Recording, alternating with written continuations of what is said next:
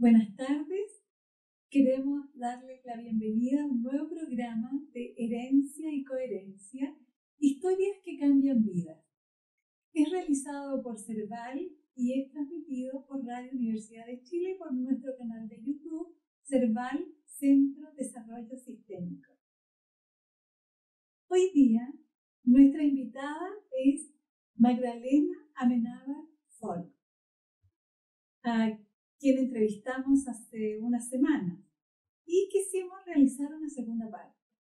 Ella es cantante lírica, es pedagoga teatral y locutora. Es realizadora y conductora de los programas Palabras bajo la pauta y Blanco y Negro de Radio de Todo. Es además vicerrectora de Comunicaciones de la Universidad Católica de Chile, entre otras tantas actividades que ha realizado a lo largo de su carrera. Magdalena, gracias por aceptar nuestra invitación.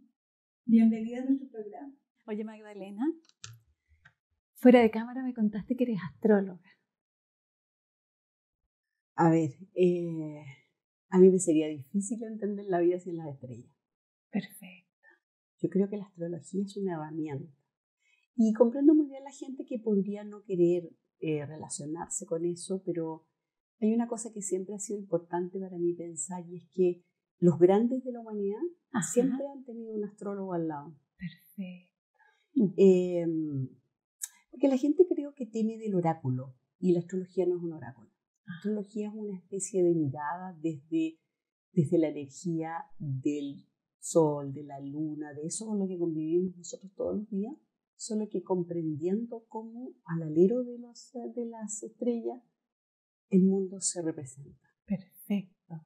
Y en ese sentido, cuando tú dices que la astrología es una herramienta, ¿cómo facilita o ayuda a tus quehaceres cotidianos, laborales, especialmente en términos de los sitios de poder que tú ocupas?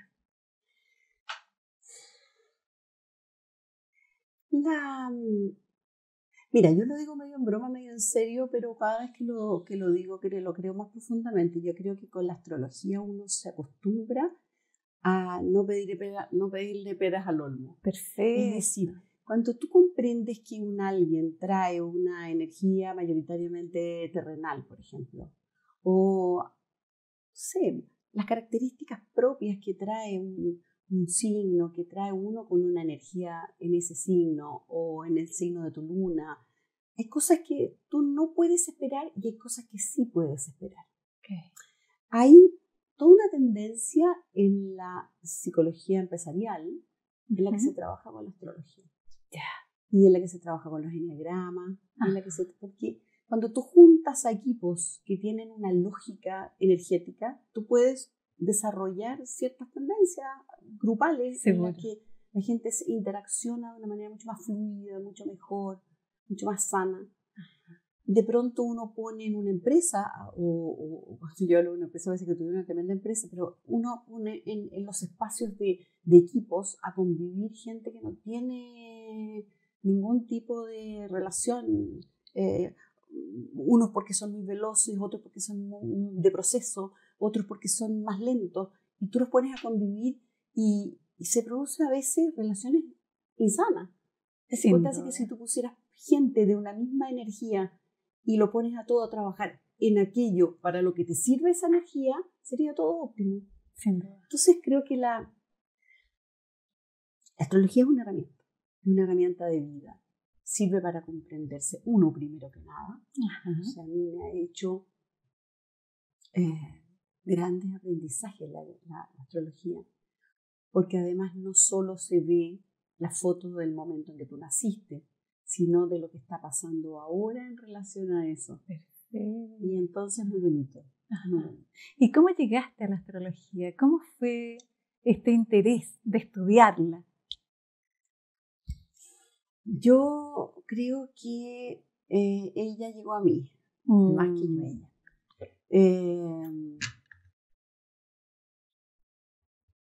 Estoy tratando de pensar. Bueno, en mi familia materna yo tuve una mamá, ya hablé de ella, particular. Y era particular, con ella yo estudiaba filosofía, con ella yo estudiaba sobre las cosas ocultas de la vida. Con ella se podía leer y teníamos mucho interés en ese sentido, estuvimos estudiando cosas juntas. Entonces, y con el segundo de mis hermanos también estábamos en eso. Muchas veces nos metimos en estos diálogos y en estos intereses. Y entonces mi mamá facilitó libros y facilitó cosas para que yo pudiera estudiar. Y como yo era aplicada, entonces yo aprendí a hacer, por ejemplo, una carta astral, pero la hacía a pulso, sola. ¿No? Ahora hay unos software, ¿no? Pero en ese momento yo la hacía a pulso y trabajaba solita y fui comprendiendo lo que era el ascendente sola, fui comprendiendo lo que era la importancia de la luna en uno, el momento, o sea, quiero decir, la posición de la luna cuando uno nació. Fui comprendiendo esas cosas y las fui cruzando con mi lógica interna, sin ponérselo a nadie todavía, pero en un diálogo fluido con mi mamá. ¿Y eso de adolescente, de niña? Chiquita. 13 años. 13. Sí, 14 años. Y eso, bueno, avanzó en el tiempo. Tengo varios libros de esa época y avanzó en el tiempo en una observación más bien de las personas a la luz de lo que son los signos zodiacales y un poco sus características y, en fin, las energías que eso trae. Y como cuando nació mi hija 2, ella fue una prematura extrema de 5 meses.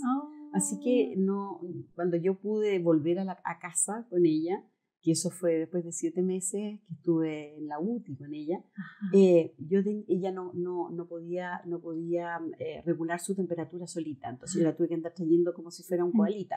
¿Ya? Entonces, y esto fue por muchos meses, yo tuve que andarla trayendo como una koalita. Entonces una amiga mía, que es un ángel en mi vida, hasta el día de hoy amiga desde muy chica, desde tercero básico, me dijo: Magda, ¿y qué tal si estudiamos astrología? Y llegó a mi casa con un personaje que me enseñó a sentir, a mirar un mapa natal, digamos, a sentirlo primero, como tú lo miras, ¿qué me dice esto? Y desde ahí empezó a meterme en la astrología. O sea, de esto hace los años de mi nena, 18 años. Genial. Sí, así es que, y ella confió mucho en mí, creo, confió mucho, porque me fue dando herramientas que yo nunca creí que iban a ser para mí, esas herramientas, nunca. Yo le decía: ¿por qué me pasas esto a mí? Ella me pasaba herramientas, ¿sí? ¿Por qué me pasa esto a mí? Y me decía: porque yo sé que algún día tú las vas a poder usar. Y fíjate que ha sido muy, muy bonito. Y creo que ayuda a muchos, porque hay veces que uno, sin pasar por la lógica de la astrología, uno no hace falta que alguien le diga: tú eres no. Hay veces que solo desde ahí uno puede ayudar mucho a esclarecer cosas que a la gente le pasa y que no tienen de qué echar mano. Bien. Ahora, a mí me llama mucho la atención porque en Chile todavía, y digo todavía, hay mucho tabú al respecto. O sea, todavía la gente habla poco de estas cosas. Pero en Argentina la gente, así como te dice su nombre y su apellido, te dice su sol, su luna y su ascendente. O sea, todo el mundo en Argentina. En Italia todo el mundo sabe su sol, su luna, su ascendente. O sea, una cosa como que forma parte de la lógica de la comprensión del como del nombre, yo, ¿no? root, ascendente. Y tú le dices, pero a cualquiera, si tú le dices, ¿y tú qué? ¿Tu ascendente? Sí, yo soy no sé, listo. Sería. Eso es fantástico. Sí, pero acá yo lo digo poco, Sí. pero trabajo mucho es mi refugio, de hecho, o sea, sí hay momentos de silencio en los que yo estoy aprendiendo, porque yo ando siempre escuchando a alguno de los grandes, siempre ando escuchando. Sí. Bien. Y si en ese sentido nos vamos a la pedagogía. Esto de enseñar, lo tocamos un poquito, pero me gustaría que lo ampliáramos y profundizáramos. Ay, a ver, lo primero es decirte que llega a la vida de uno siempre lo perfecto para que uno aprenda de uno mismo. Es bien impresionante eso. Tanto llega en lo terapéutico como en lo pedagógico. Mira. Eso por una parte. Lo otro es que acompañar procesos de aprendizaje son para mí una de las cosas más lindas que puede ocurrir. O sea, cuando tú ves que alguien descubre o comprende de la mano de un aprendizaje hecho o guiado por uno, el momento en que dice, y se lo dice, Magda, descubrí, listo, yo. Entonces, se abrió una nueva dimensión. Es que ocurre algo tan lindo, Susana, que a mí me emociona todas las veces. He tenido alumnos, he tenido estudiantes, pero he tenido gente que ha ido muy, muy cercana a mí y que ha hecho caminos de vida porque en algún minuto se abrió un camino inesperado con el canto, con la voz. Dicho sea de paso, y yo te lo dije el otro día, el instrumento está puesto. O sea, lo que uno descubre con un clarín, yo estudié flauta traversa. Entonces, yo estudiaba flauta traversa, yo tenía un aprendizaje que tenía que ver con mi aire, con mi cuerpo, con mi orgánica, con las posturas, pero la flauta, bien o mal, suena siempre porque el instrumento viene diseñado para que tú suenes. Pero la voz suena de acuerdo a tu psiquis. Entonces, eso de que un alumno llegue y yo diga, ok, dejemos hasta por aquí el aprendizaje y entonces, ¿qué te pasa? Y tú te qué hacer, se pone a llorar. O sea, esa voz arroja inmediatamente verdades, digamos, que son transparentes. La voz es transparente en ese sentido. Entonces, había cosas muy bonitas, realmente es muy bonito. No, y cada vez es más bonito. Cada vez es más bello. Y eso está asociado a esto en que tú trabajas, que es el coaching de voz. Sí, me ha tocado hacer docencia por muchos años, desde chiquita, yo te dije, desde los 22 años, yo no había terminado mi carrera y yo comencé la docencia. Pero después, cuando estudié psicología organizacional, a través de algún par de profesores que confiaron en este tema, desde ya alguien a quien tú conoces, que fue nada menos que el director de la carrera, él me dijo, mira, aquí si haces un trabajo de coaching grupal, por ejemplo, a través de la voz. Entonces hicimos un ejercicio muy bonito ahí. Con posterioridad me fue pasando que me llamaron para hacer ciertas inserciones en grupos a través de la voz. Entonces, inserciones. Sí, porque ¿qué es eso? Cuando tú te haces un trabajo, no voy a olvidar, me llamaron en un momento dado para una empresa determinada en la que era un staff de no sé qué cantidad de psicólogos, muchos, y entonces me dijeron, bueno, pero quiero que te quede claro, me dijo la directora, que el primer piso no se habla con el segundo y el segundo no se habla con el tercero. O sea, hay un problema organizacional severo al interior de relaciones. Okay. Y entonces empezó a hacer, por supuesto, un trabajo de clima laboral, supongo que habrán sido muchas acciones de varios tipos. Y en un momento dado, un profesor de mi máster me llamó y me dijo, Magda, yo creo que hay que hacer un trabajo con la voz. Llegó el momento. Y entonces hubo, me acuerdo, una relación con esta directora que me dijo, bueno, ¿qué posibilidades hay de que si la gente no quiere hablar, quiere cantar? O sea, cantar da mucha vergüenza, nadie va a querer hacerlo. Entonces, sí, pero se me ocurren algunas metodologías. Y entonces ella me dijo, no te creo, no creo que va a resultar. Entonces yo dije, veamos. Y le dije yo, cuando uno ve que otros están cantando felices, es improbable que yo no quiera entrar en ese grupo. Ya, pero eso es la gente que quiere cantar y la gente que no quiere cantar no participa. No hay ningún problema. Bueno, me tocaron 60 personas. ¡Oh! Entonces hicimos 60. Esta pequeña inserción en sus vidas. Y trabajé con 60 personas en un ejercicio vocal a partir del canto. Y fue una experiencia preciosa. Pero no preciosa para mí, creo que preciosa para ellos, porque entendieron lo que era trabajar en equipos, entendieron cómo se encontraron frente al desafío. El canto te pone muy al desnudo, entonces se vieron frente al desafío de estar defendiendo una voz, porque yo trabajé a 4 voces, una voz, cada uno desde los recursos que tenía, se produjo una alianza inequívoca, vivieron una experiencia de relación que, de la mano de la música, que este tiempo no tiempo, la música tiene esa maravilla, que trabaja sobre el tiempo, pero tú estás fuera del tiempo. Fuera del tiempo. ¿Te fijas? Sí. Entonces entraron en un espacio del canto con la música, nadie sabía ni muy mucho nada, pero todos tenían que defender algo, y todo esto se ancla en un cuarteto al final, se ancla en un cuarteto al final, y entonces se produce una terapia global. Una reparación. Entonces desde ahí claro. yo me di cuenta que se podían hacer ejercicios vocales y ejercicios terapéuticos desde la voz de una manera muy, muy bonita. Y profunda. Y ahí partió el coaching. Ah. Ahí partió el tema del coaching vocal. Precioso, sí. Sí. Y entonces, como te decía la otra vez, de pronto yo tengo una cantidad de alumnos particulares, por ejemplo, y de esos siempre hay alguno que está haciendo un coaching. Siempre hay uno que está haciendo un trabajo terapéutico, digamos.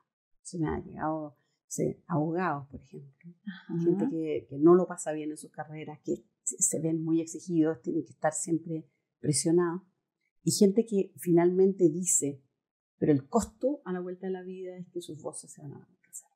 Las voces terminan dañadas, con dificultades de emisión, con disfonías severas o sistemáticas, o en fin. Los pedagogos que tienen no solamente que estar sobreimpostándose todos los días de su vida, porque eso nunca se ve en la pedagogía, pero un pedagogo de niños está sobreexigido siempre, porque la voz no está hecha para hablar a 40 personas todos los días y a cada rato. Pero aparte de eso, cuando la pedagogía no es con niños, sino que es con iguales, o más grandes, o más chicos, o adolescentes, o gente que no está en disposición a la pedagogía, hay una sobreimpostación del pedagogo que es sistemática. Y esa sobreexposición finalmente se refleja en la voz. O sea, empieza a haber desgaste humano vocal o la palabra no es desgaste en rigor, sino que hay fatiga, ¿no? Sí, un deterioro, ¿no? Se va deteriorando. Sí. Entonces, con esa gente hay que empezar a trabajar. Entonces, tú te das cuenta qué pasa con sus cuerpos. O sea, si yo quisiera que tú me entiendas, que nos pasa ahora con el Zoom, por ejemplo, ¿ya? Yo por eso me terminé por ponerme audífono, porque de repente me di cuenta que yo los 3 primeros meses tenía dolores cervicales y mi voz se fue algo del cerro. Yo dije, ¿qué hago con mi voz? Y claro, era porque yo me daba cuenta que el micrófono del computador estaba allá. Entonces yo trataba de desplazar. Entonces, al desplazar mi cuello, estaba haciendo todo un esfuerzo acá a nivel laringio y postural. Entonces mi voz fue lo primero que se resintió. Bueno, eso mismo pasa si yo quiero que los niños me entiendan o si yo quiero que el último... Entonces hay una cosa, cuerpo físico. Sí. Y que pasa cuando un niño no es escuchado, cuando el cuerpo empieza a buscar sus maneras de hacerse sentir. Exactamente. Hay gente que grita mucho, por ejemplo, hay gente que irrumpe y grita mucho para hacerse oír porque viene a lo mejor de contextos en los que no fue oído. Todo eso está asociado rebota. A la historia. Sí. O sea, la biografía en la voz. Eso tú no lo pudiste decir mejor. La biografía en la voz. Bien. Todo eso, objeto de coaching. Perfecto. Hay gente que me dicen, no sé, perdí la voz. Perdí la voz. Y yo cuando les digo, cuéntame, ¿cuándo tú perdiste la voz? no sé, me dice, fue un verano y de repente se me extinguió la voz. A ver, le digo yo, cuéntame, ¿qué pasó ese verano? Y si yo voy levantando de capita, capita, capita, tú te das cuenta. Aparece como en la escena, ¿no? Claro. Sí. Bien. ¿Y el silencio, Magdalena?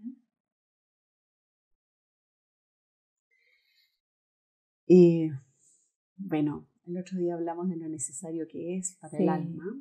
Ajá. La música no se hace sin silencio. Imposible. La partitura no tendría sentido si solo suena. Sí. O sea, el silencio es tensión también. Uh-huh. Y también el silencio es música. Uh-huh. Es de las cosas que también están asociadas al coaching. Uh-huh. Es decir, bueno, tú eres psicóloga, ¿no? Lo sabes muchísimo mejor que yo. Uh-huh. Pero hay cosas que vale la pena decir y cosas que no vale la pena decir, por ejemplo. Después de eso, dentro de esas que hay que decir, a lo mejor hay que decirlas con menos palabras. Uh-huh. Cuando yo estoy trabajando con estudiantes o con alumnos o con mismos profesionales, estoy trabajando en las presentaciones efectivas, yo le digo, pero ahí hay muchas palabras, muchas menos. ¿Cómo podemos decir eso en 12 palabras? Y al comienzo es una angustia. De más. Después se empiezan a dar cuenta que con 12 palabras quedó tan efectivo como con 97. Ajá. Y más quizás, ¿no? De todas maneras, a eso vamos. La importancia es que la palabra empiece a tener su propio peso. Tú no tengas que volver a subrayar y volver a reiterar y volver a decir. Sí. Entonces, en la pausa, creo yo, y en el silencio hay un gran misterio. Sin duda, sin duda. Y dando otro giro y otra vuelta, la ópera. La ópera, wow. A ver, ¿qué pasa con la ópera? La tragedia, el contenido. A ver, es un género perfecto para mi gusto. No tiene que gustarte, ni tiene que gustarle a todo el mundo. Ajá. Entiendo que haya una fracción pequeña de gente que le guste y no a todo el mundo. Porque creo que no es tan accesible, es bastante misteriosa la ópera. A ver, lo primero está para nosotros hispanoparlantes, casi siempre en otro idioma. Entonces, de no tener tú una alfabetización en otros idiomas, el acceso a la ópera desde ya no es fácil. Lo que no ocurre con una obra de teatro, porque casi todas las obras de teatro pueden llegarte a ti de alguna manera traducidas. No siempre ocurre con la ópera. Sí. Pero ha habido movimientos en el mundo que han ido haciendo que la ópera sea cada vez más cercana. De modo que hoy nosotros podemos, por ejemplo, ver expresiones de la ópera en un parque. O podemos ver un concierto con 5 o 6 arias de ópera cantado en una carpa. Eso hace que la gente tenga otro acceso y que por supuesto le empiezan a sonar, porque empiezan a pasar artistas que son mediáticos. Pavarotti es un artista mediático. Plácido Domingo también lo fue. Desgraciadamente no terminó siendo mediático por lo que habríamos querido, pero fue un artista muy mediático. Sí. Y como él, hay muchos. Jonas Kaufmann es un artista mediático. Y en fin, tantas otras voces. La Verónica Villarroel lo hace en Chile. ¿Entiendes? Entonces, ¿qué pasa? Esas personas de alguna manera han hecho y han puesto la plataforma de un género complejo a la altura de las personas. Pero eso no hace menos complejo el género. Es muy perfecto porque está la música en su máxima expresión, está la escena, está la danza, está el canto, todos los instrumentos. Y además está la narrativa, la poesía. O sea, tú me entiendes que hay una cantidad de artes interactuando en la performática de la ópera que como pocas cosas se dan. Entonces, desde ese punto de vista, tú de repente tienes en escena no sé, pienso en Aida, por ejemplo, tú tienes un solista, de repente tienes un coro de unas 90 voces o de 80 voces. Además tienes una orquesta completa, además tienes a un director, además tienes a un público. Y con eso todo lo que significa la escena. Sí. Iluminación, vestuario, escena, ensayos. O sea, entonces hay ahí una multilateralidad y multifases de cosas. Sí, convergiendo y coexistiendo. Entonces es un género complejo, pero es un género muy, muy nutrido del arte en su totalidad. Mucho, sí. Muy bello. Ahora, hay gente que es especialista, gente que es fanática, gente que es resistente. De todo. Es como a nadie deja indiferente la ópera. Muy impresionante. Creo yo que la ópera es para verla, para estar, para presenciarla, mucho más que para oírla. Tú la pones de fondo y a veces enerva un poco. Perturba. Enerva un poco. Me enerva a mí, que conozco las áreas, imagínate. Bien. O sea, la gente cualquiera... Yo me acuerdo cuando yo tomaba los exámenes de admisión de teatro, entonces me decía, ok, ¿tú trajiste una canción? Sí, yo traje una canción. Entonces traían un bolero. Asúmate tú ya, da lo mismo. Búscate un bolero cualquiera. Entonces ese bolero lo vamos a cantar ahora en una versión ópera. Mira, diciendo, ¿qué hago? Y entonces inmediatamente agarraba postura corporal y chillaban de manera inmediata. Entonces lo que tú sacabas en conclusión, para él esto está asociado a un cliché, si quieres llamarlo de alguna manera. Como un estereotipo, ¿no? Un estereotipo, claro. Pero quienes se fascinan con la ópera se entrampan ahí quedan fascinados para siempre. Donde la conoce por dentro, queda fascinado para siempre. Sí. Y yo me pregunto, a propósito de la escena, a propósito de toda esta convergencia, porque sea como fuere, el foco se va a los cantantes de ópera, ¿verdad? Y en ese sentido, es como llevar adelante todo lo que implica. ¿Cómo te lo has vivido tú, Magdalena? Qué bonita la pregunta. Esa pregunta estuvo muy bonita. Las otras también, pero eran más difíciles.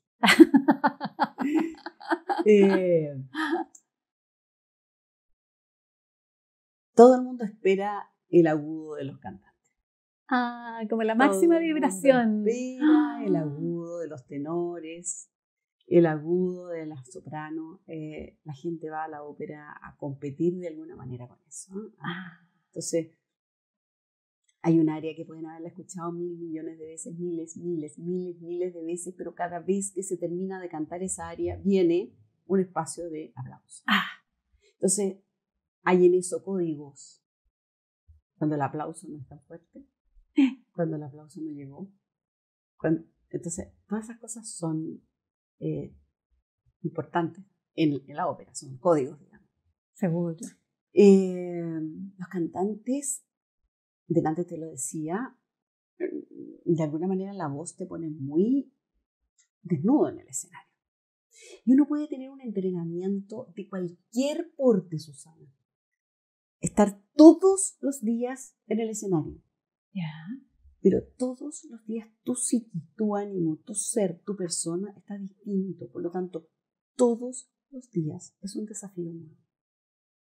Y ese desafío nuevo, cada exposición a público es tremendamente desgastante. Uno no lo dimensiona. Porque uno tiene una función un día, una función el otro día, y ya listo, uno llega, se pinta, vamos, funciona y sale. Y el agudo de ayer, hoy día no salió, el agudo que salió perfecto hoy día, mañana sale menos perfecto, y todos los días es un equilibrio que es un hilo de plata, ¿te fijas? Como nunca vemos la misma ópera. Es que nunca vemos la misma ópera. Y nunca vemos a los mismos intérpretes porque todos los días son psiquis distintas, personas distintas que llegan con un ánimo distinto, una disposición. Entonces, por supuesto que uno apunta a que todos los días te salga lo más perfecto posible y probablemente un oído no experto lo escucha todos los días. Perfecto. pero cuando a uno lo están filmando, uno se da cuenta que eso hoy estaba distinto de ayer. Tan distinto está que la orquesta a veces no tiene el mismo tempo, aunque el director diga ya vamos a 89, ya la negra 89 hoy suena distinto al tempo de mañana. Y por eso cuesta cuando filman, por ejemplo. Sí. ¿Te fijas? Porque después cómo se hace con los lip syncs. Bien, entonces es una gran exposición. Sí. Sí. ¿Y tú cómo te llevas con la exposición pública? Como desnuda frente al público. No es fácil. No es fácil. Yo soy un ser bien de adentro. El escenario me cuesta. No creas tú que no me cuesta. Hubo un momento de mi vida que yo tuve que estrenar en Chile una obra que era un Stabat Mater. Un Stabat Mater de Boccherini, que lo canté aquí en Chile, que es muy complejo, muy complejo. Son 3/4 de hora en que una soprano canta, pero sin parar. Exigente. Tremendo, es tremendamente exigido. Entonces a mí me tocó estrenarlo. Y yo me acuerdo que hasta ese momento lo tengo establecido entre un antes y un después. Hasta ese momento que lo canté, me acuerdo, en la parroquia de San Francisco de Sales. Y que no fue el lugar donde lo estrené, no era el estreno, sino que era como la 4ª vez que lo cantaba. Y yo hasta ese momento, cada vez que me subía al escenario, yo ponía el eje de mi ser allá. O sea, ¿qué estará pensando la gente? Entonces había mucho rato en el que yo pasaba preocupada de algo que no era yo.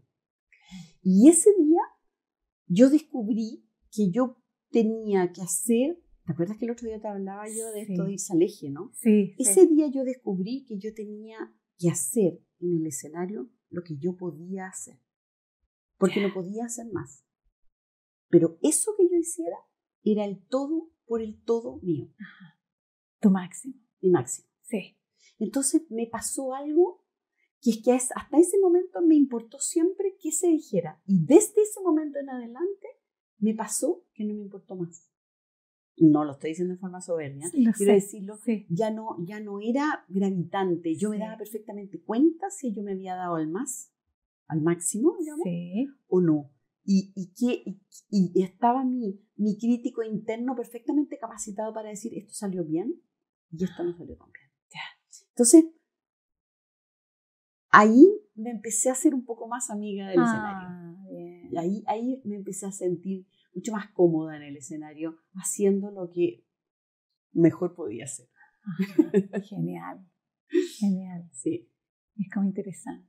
Quiero preguntarte, a propósito de esto, de todo lo que hemos hablado, quiero preguntarte la importancia que para ti tienen los vínculos.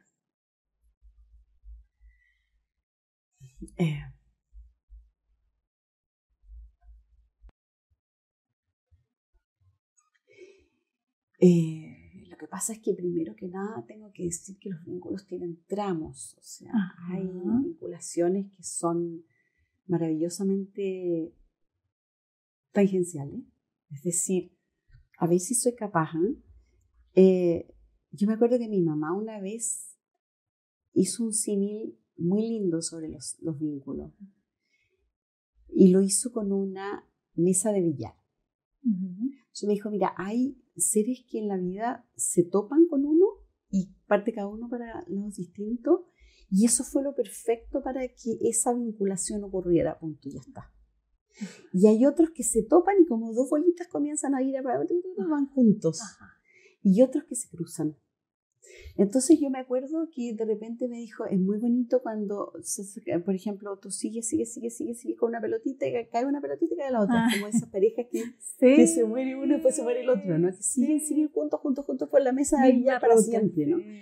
Y otros, en cambio, que tocan con uno y hacen lo suficiente como para generar el impacto que tú en esa persona y esa persona en ti debía ocurrir y luego parte cada uno en su camino.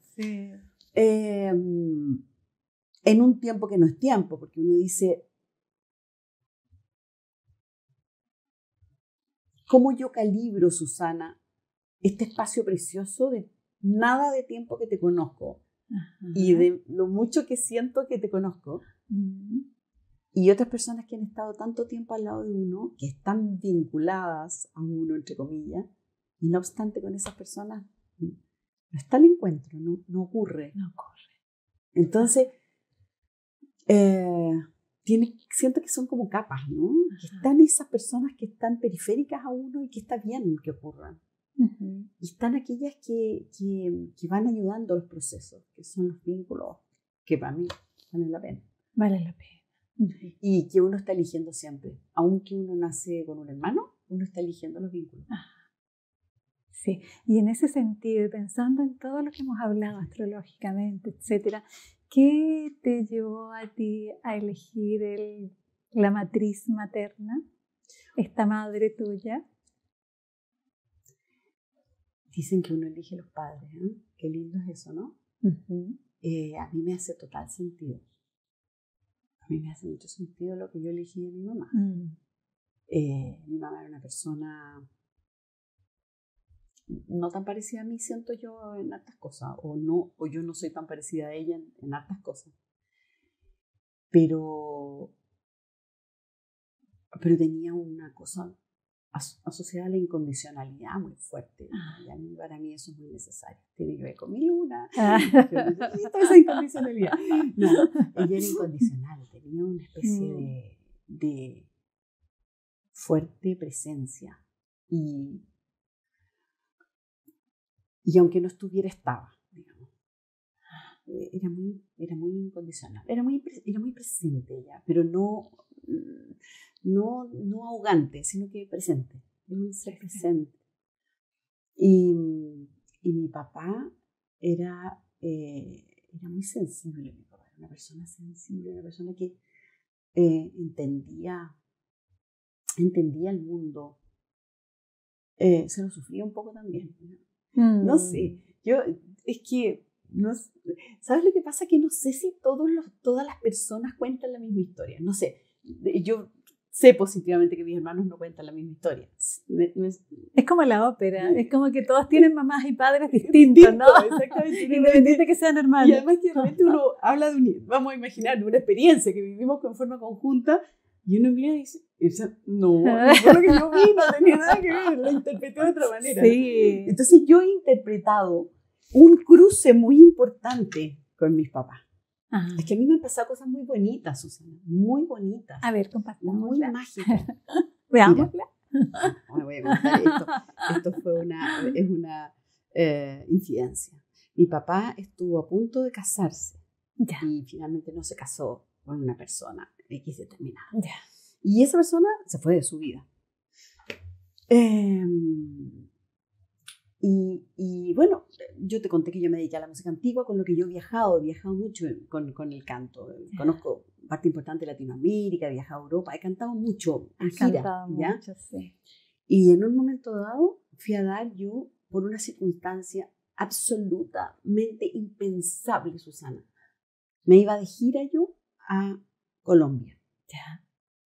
Y resulta que la circunstancia por la que yo me fui a Colombia, nosotros nos íbamos de gira, pues íbamos a un hotel, pero antes de que nosotros nos fuéramos como conjunto, esto era con el conjunto de música antigua de la Universidad Católica, antes de que yo me fuera con el conjunto, vino a Chile un solista que era un laudista.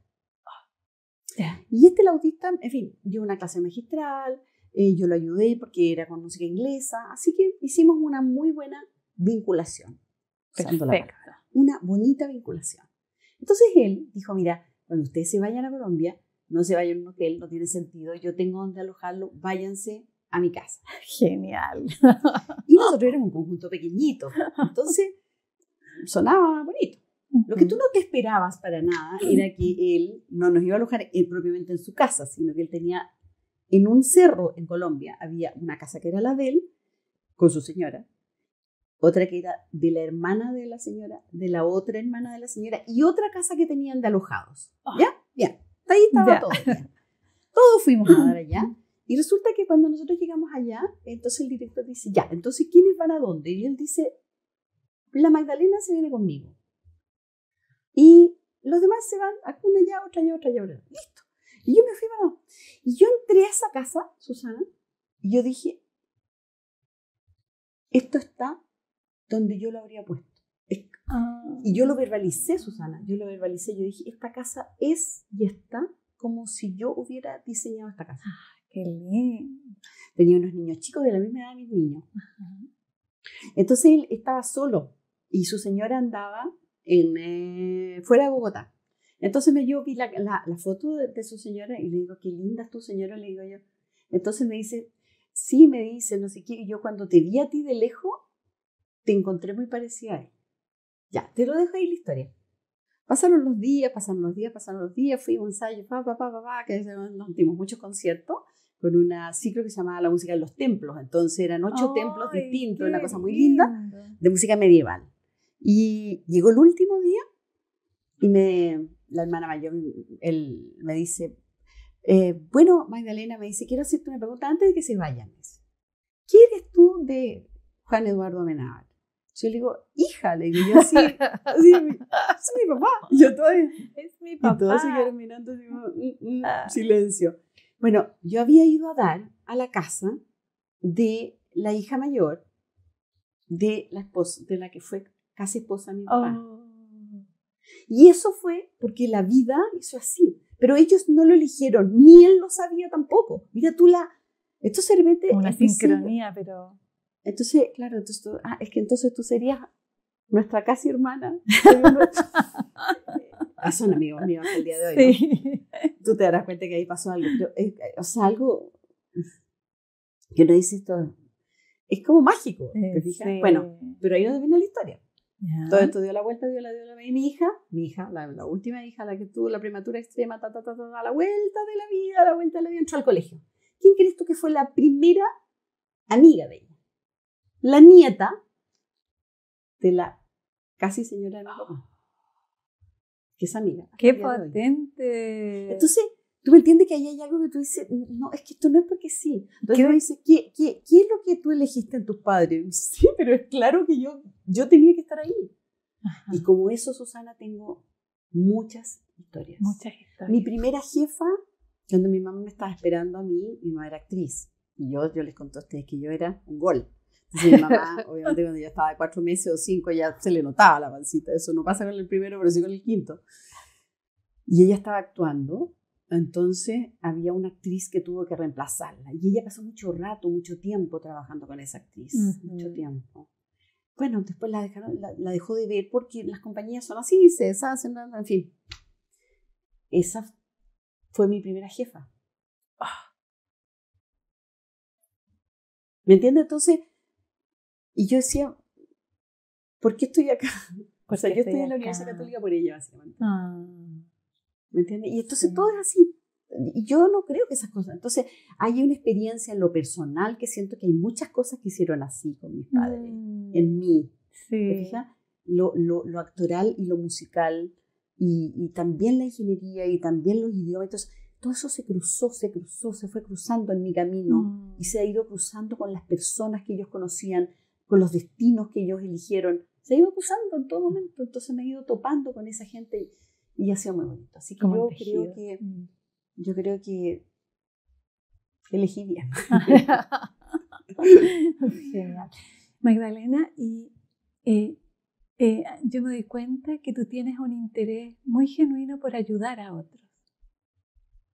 Ayuda.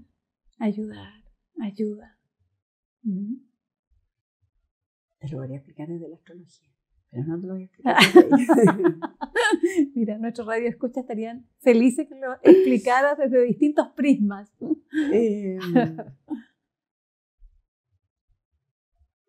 Tal vez tiene que ver un poco con eso, esa dimensión que te decía yo de la docencia, ¿no? Que es que cuando uno posibilita más que algo asistencial, no sé si yo no sé si mi interés tiene que ver como con un acto social, no sé si es tan asistencialista. Ajá.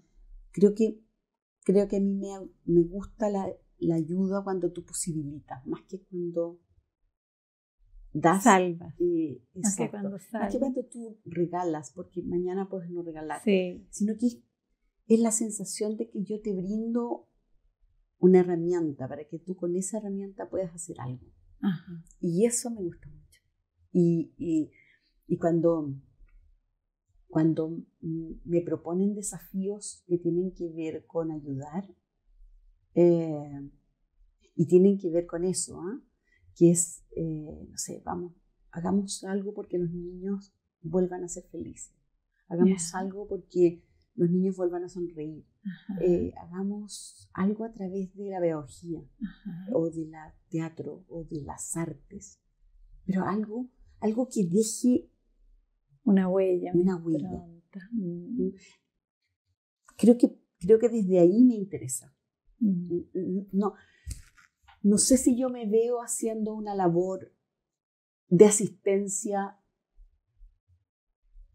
que está bien, que está bien y que es una bendición que otros lo hagan. O sea, no sé si yo me veo como una enfermera, por ejemplo.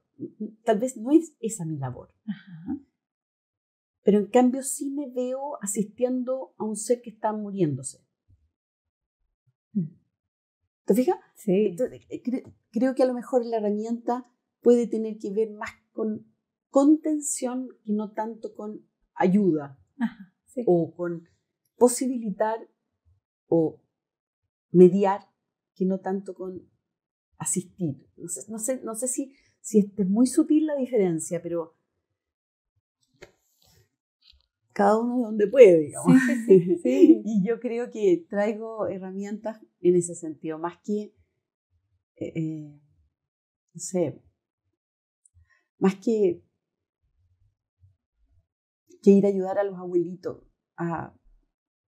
no sé, creo que a lo mejor iría a cantarle a los abuelitos. No sé si me explico. Sí, perfecto. O sea, hay algo o escucharle su historia, o creo que tiene que ver más que con la contención, por ahí. Bien. Sí, no sé si no puedo precisarlo, creo que a lo mejor tendría que ser más largo el proceso para que yo pudiera decir las palabras precisas, pero va por ahí.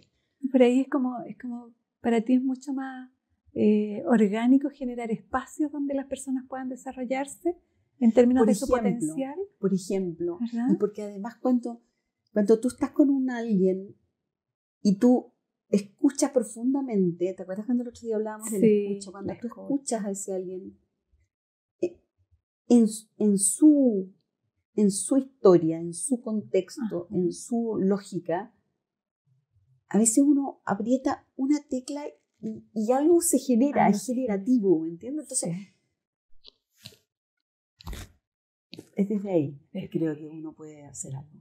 Pero porque no sé hacer lo otro, digamos, también. O sea, me declaro un poco, lo encuentro precioso que a mí alguien me pueda poner una inyección, ¿te fijas? Lo encuentro sencillamente magnífico. Pero yo no lo sé hacer. Sé hacerlo desde una parte mucho más psicológica, si quieres llamarlo alguna manera. Sí. Y en términos de esto de la generación, tu maternidad. Mi maternidad. Hoy día estábamos hablando de la maternidad.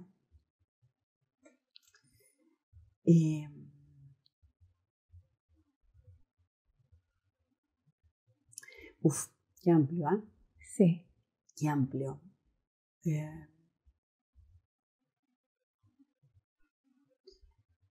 Como que no tuve yo nunca un cuestionamiento de...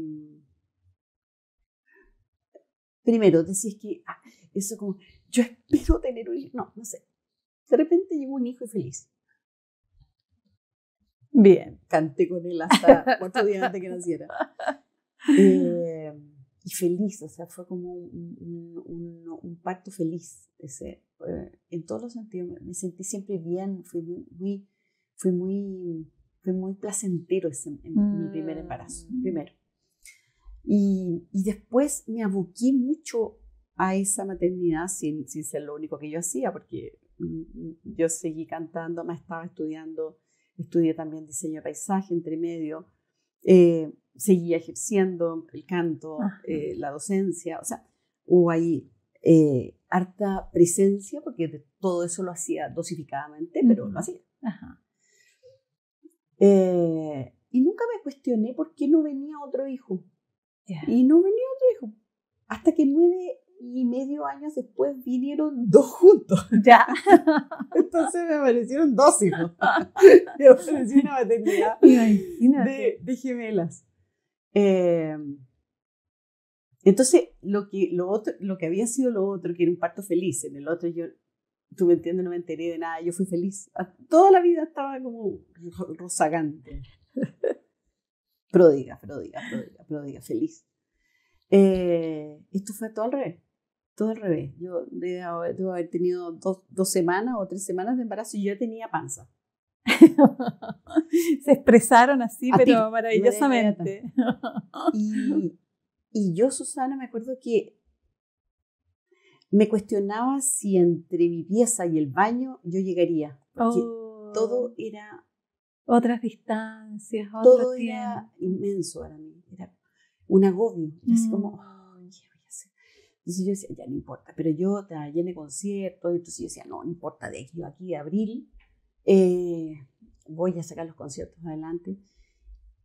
Pero yo igual voy a hacer yoga, igual, todo igual. Ay, todo igual. Y la vida decía, no. Y a los 3 meses me dijeron, ahí están las 2, po. Y nunca nadie me había dicho que yo tenía 2 guaguas adentro. Entonces, claro, todas las otras ecografías, por algún motivo, que era la ecografía la antigua, po, 6 y 8 años atrás, sí. Nadie me dijo, ahí están las 2 guaguas. Hasta que me dijeron, ahí hay 2 guaguas. Entonces ahí entendí por qué yo, entre mi pieza y el baño, era un agobio. ¿Me entiendes? Kilometraje. Todo se me hacía infinito. Yo decía, no, entré a la cocina y era así como un agobio. Bueno. Y a los 4 meses yo era una mesa. Así, una mesa. Así una cosa, era igual que como tú me ves ahora, bueno, más delgada todavía porque era más niña, pero era una mesa, es una guata que me llega. Entonces esta niña va a tener la guagua mañana, y no, yo tenía 4 meses. Entonces cuando yo llegué de vuelta a mi trabajo, todos me vieron y dije, esta no va a llegar, pero no olvídalo. Entonces yo tenía esta especie de agobio sostenido. Yo no puedo mucho moverme, era... El cuerpo se hizo presente con todo, ¿no? Todo. Entonces, bueno, se produjo una irregularidad en mi embarazo y una cosa que se da una entre no sé cuántas. Entonces se produjo una transfusión y era un embarazo gemelar. Entonces, como tienen una membrana muy delgadita entre una y la otra, que es distinto a que si hubiera sido melliza. Era univitelina, ¿no? Claro. Entonces se produjo una cosa que se llama transfusión fetofetal, que es que el líquido se empieza a ir de un lado al otro. Entonces una de las guaguitas comenzó a morirse por inanición y la otra empezó a morirse por exceso. Y en este asunto, digamos, bueno, fui a dar a la clínica, fue todo muy mediático, porque además de eso me hicieron la primera operación en Chile como para sellar esa membranita entre una y la otra. Y todo esto fue televisado y había mucha gente. Entonces fue bueno, entonces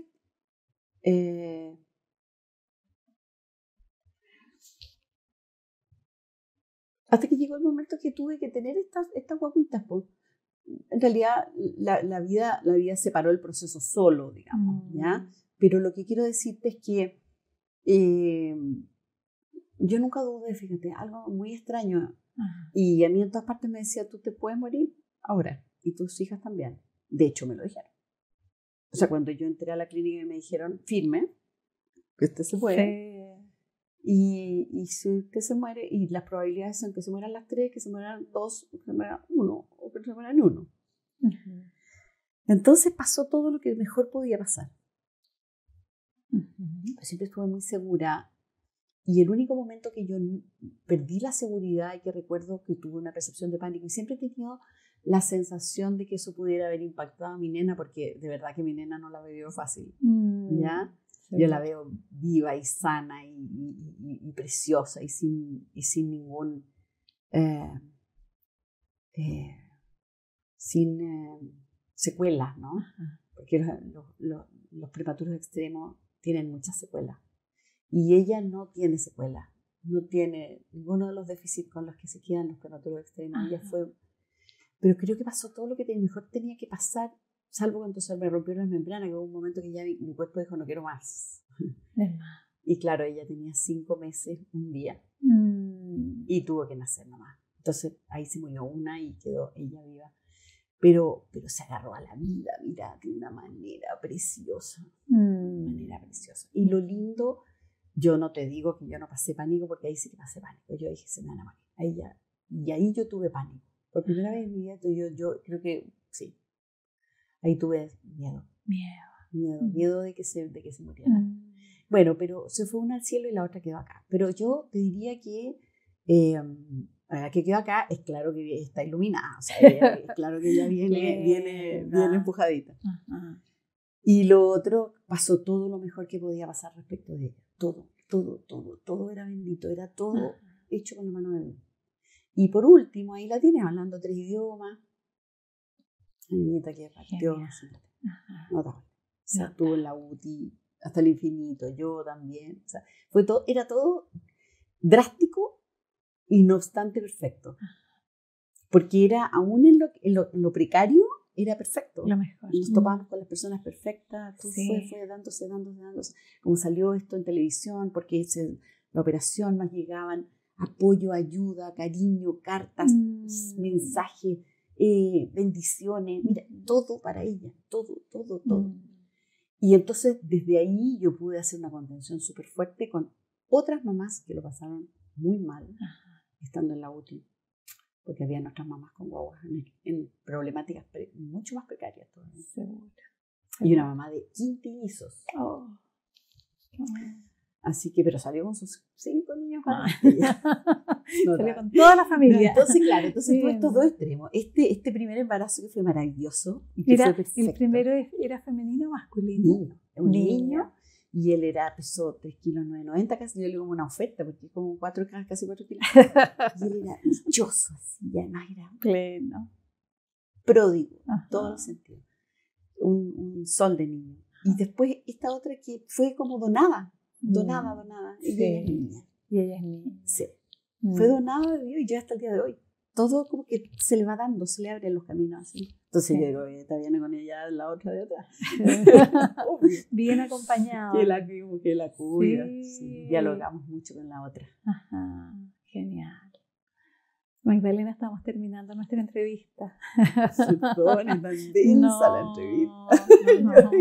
Por favor. Tan densa, ¿verdad? Para nada. Y es como, me encantaría cerrar esta entrevista así a propósito de la voz, que es como, que sin duda deja huellas y abre dimensiones. Y si tú tuvieras que ponerle melodía a esta entrevista, ¿a qué se parecería?